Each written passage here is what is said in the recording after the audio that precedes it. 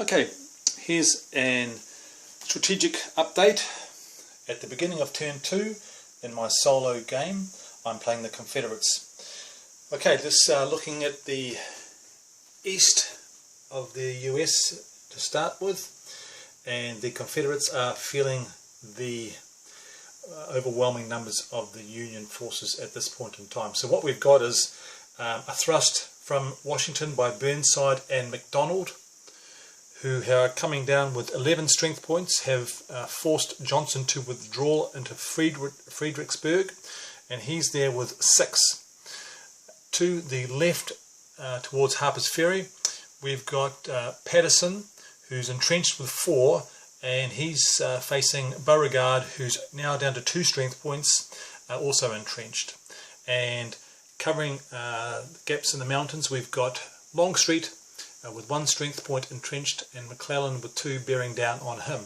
So from a strategic sense, this push down by Burnside is threatening to cut off Beauregard, who is now facing superior numbers. His line of retreat is certainly under threat. He's going to have to make a decisive move shortly to extricate himself. I'm confident that Longstreet can hold or at least delay McClellan at this point in time, and Burnside has got sufficient numbers to really test Johnson here. So a bit of a threat here in the east at this stage, and the Confederates have very little in the way of SPs that they can do to reinforce that at the moment. So that's the situation in the east. Let's move across to the centre, the west in theatre, where the Confederates are really facing a bit of a dilemma. So after all the strategic moves have taken place, what we have is this. We've got Johnson in Columbus, and he has another general with him, and he has 6 strength points, and he'll be building a fort if he's not attacked this turn. That said, that could be a problem. And down in Memphis, we've got Polk with 4 strength points with a fort. The issue here for the Confederates is quite clearly Halleck, who has advanced through Kentucky and is now in Nashville, Tennessee, and he is there very strong with 9 strength points. So this is where the Union have decided to make a big thrust at this point, and it is potentially going to unravel the whole Confederate position in the west.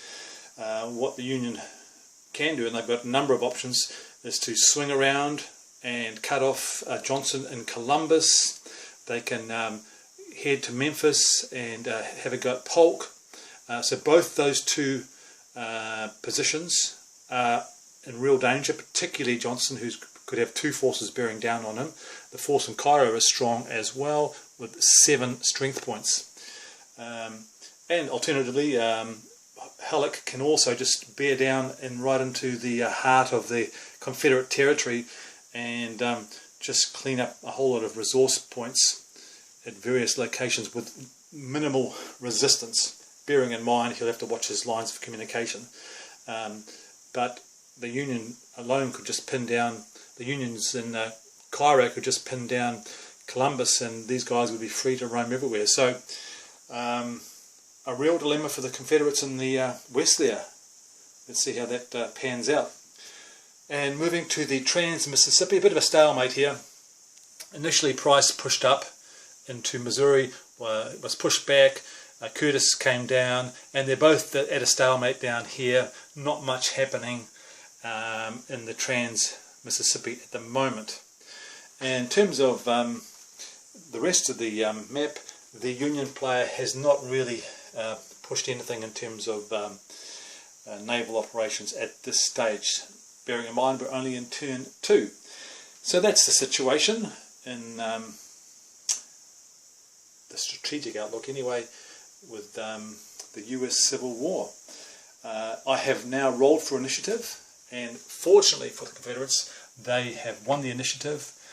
There's 5 action cycles this turn, or there's a differential I should say of 5, and so luckily for the Confederates they do go first, but how they can plug that gap I'm not quite sure yet. So onwards we go.